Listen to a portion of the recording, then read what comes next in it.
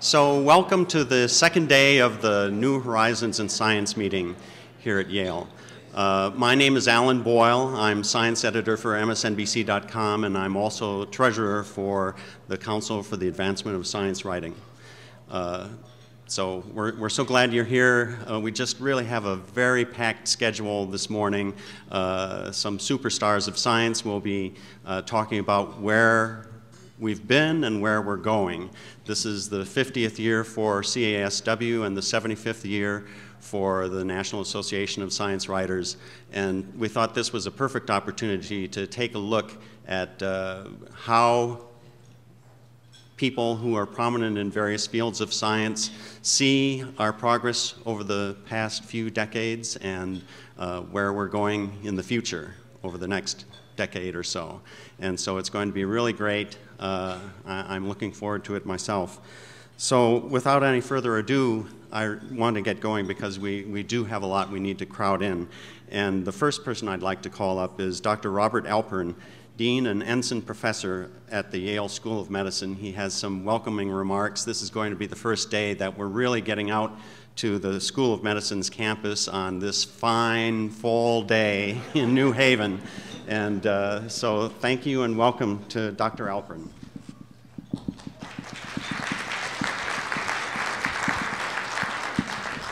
Thank you. All I can say is we've had a beautiful fall here, so one of you brought this weather here. So on behalf of the medical school and Yale University, I want to welcome you all here. We're delighted that you've chosen to come here on, I think this is your 50th anniversary. And I won't be long because I know that there's a lot of great speakers coming. But I do want to say that I think that scientific writing has never been more important than it is now, and it just keeps becoming more and more important. The science has never been more exciting than it is now, but I think we're all concerned whether the public perception matches the excitement of science. And the public perception is becoming more and more important as decisions are being made in this country either based on science or ignoring the science. And I think that with the current financial situation in Washington, there's going to be a lot of significant decisions made over the next few years that could have a dramatic effect on science in the United States. We need the public behind us. We need them to understand what we're doing and how important it is to the planet, to our health, and to our economy. And we can do a little of that, but really you do more of it than we do. And your ability to translate what we do to the public, to Congress, is so critical. I have the sense that Congress has always saved us from federal budget deficits, but I have the sense that there's less advocates there now than there have ever been.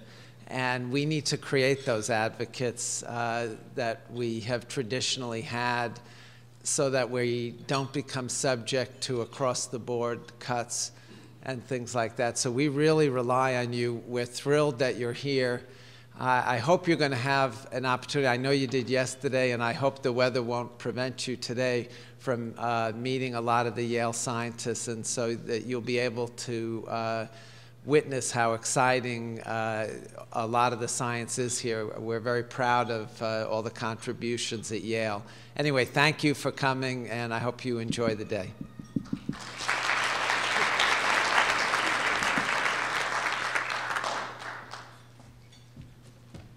Thank you, Dr. Alpern.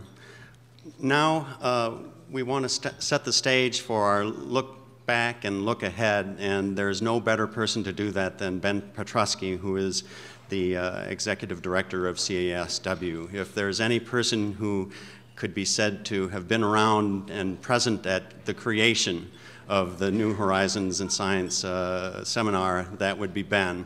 The only reason why I'm up here instead of Ben is because he's such a humble guy that I don't think he wanted to look as if he was patting himself on the back too much, but there's a lot to pat yourself on the back for because there have been so many successes through the history of this organization. And so there's no better person than Ben to put this all in perspective. So here's Ben Patrusky.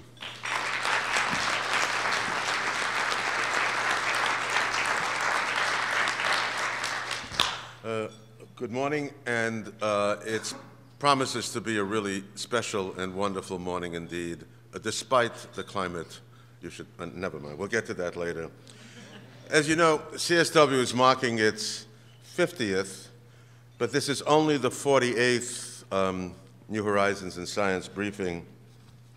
But so intertwined are they, so much as the New Horizons briefings lie at the heart of CSW's purpose, so much does the briefing, the enduring crown jewel of the many gems that have made up the CSW program portfolio over the years, that we felt it seemed more than appropriate that we do something of sort of a distinct nature to help commemorate our golden anniversary. Which brings us to this morning's session. I'd like to first thank Alan, our moderator, who chaired the CSW committee that helped to arrange it, working in league with Charlie Pettit and Tom Siegfried, who I salute for their kind participation and efforts. Before we get to it, however, I've been asked to reflect briefly about the history of New Horizons, having had the privilege of serving as its director for 30 years, a stretch that began in 1975, some 11 years after the inaugural event. But first, for context, allow me to say something about CSW itself. It was the brainchild of a few especially foresighted members of NASW that came a-borning at a time when our community was still relatively small, numbering just a couple of hundred. Guided largely by Victor Cohn, who you heard about last night, who was then at the Minneapolis Tribune, and I guess Earl Ubell, who was then science editor of the now long-defunct Herald Tribune in New York City. Those prophetic few sensed that science, in its manifold realms, was poised on the threshold of a transformational epic. That stories of major consequence in many fields were in the offing, and that there was a strong need to find ways to begin to prepare themselves for what was coming their way. But they realized that what they had it in mind to do would require financing, and that meant fundraising from foundations, corporations, and the like, something that NASW was proscribed from doing for reasons having to do with its tax-exempt status as a membership organization, but perhaps more important, some major concerns justifiable about possible conflicts of interest. So they set about establishing and incorporating CSW as a wholly independent, tax-exempt, charitable, educational organization that could do what NASW could not do. And its charge to develop programs aimed at making themselves and their science writing colleagues better at what they did so as more effectively engage the public. Made up then is now of about 20 or so journalists, scientists, and other science-minded notables. The panel was very quick to decide what its first educational venture would be. The thinking behind New Horizons in Science Briefing is the same today as it was then.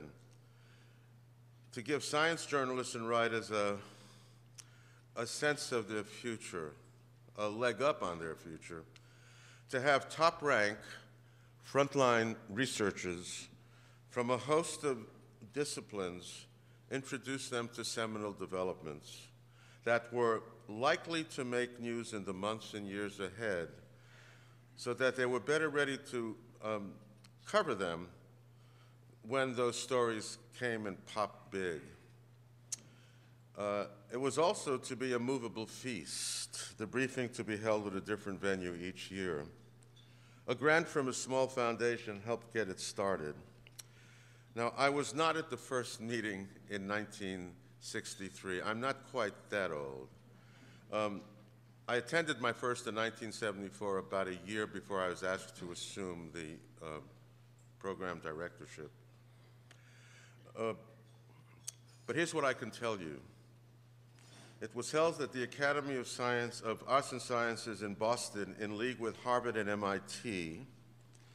It offered an extraordinary mix, eclectic mix of topics, setting the tone and the template for all the New Horizons briefings to come. It featured 18 talks, ranging from molecular biology and electron microscopy to Earth and space and an atmospheric science, to human evolution and the role of biology and culture, to biophysics and the brain, and the growing interdependency between science and engineering, the new engineering as it was called.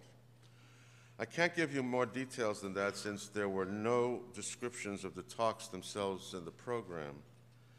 You may recognize some of the names of those eminences who briefed, though.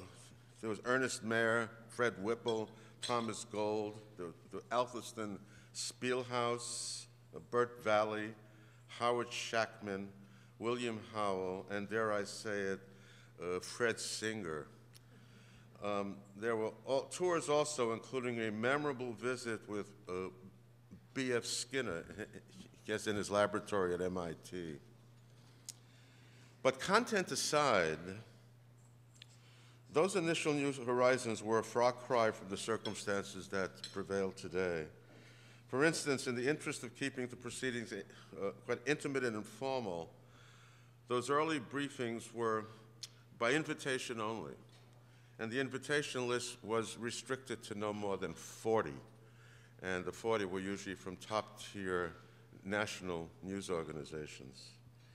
There was another constraint. There was to be no filing at the time of the meeting. You could file stories after the proceedings had concluded, but not from the meeting. The intent, of course, was education pure and simple, without distraction and without competitive juices flowing. And the meeting ran for a full 5 days with lots of time for one-on-one interviews and lots of time for schmoozing. But as you might expect, none of that lasted terribly long. For one thing, editors grew less and less enchanted, if I guess ever they were at all, with the notion of having reporters take time out simply to become educated. They wanted stories filed then, not later. Meanwhile, there was also a growing clamor building from a number of hitherto uninvited science writers who wanted in, having seen the post-meeting national coverage that New Horizons was beginning to acquire. And so it was that a few years later, CSW bowed to these sentiments. Yes, it opened the New Horizons briefing to all NASW members and all bona fide reporters. With that, attendance rose sharply, the numbers over ensuing years ranging from anywhere from 125 to 250, depending on the geography. And needless to say, it soared yet again beginning 6 years ago when we teamed up, much to our delight, with NASW. So that this year we have an attendance of just about 600. The fact that about the same time that the all welcome sign went up, the no filing rule was abandoned.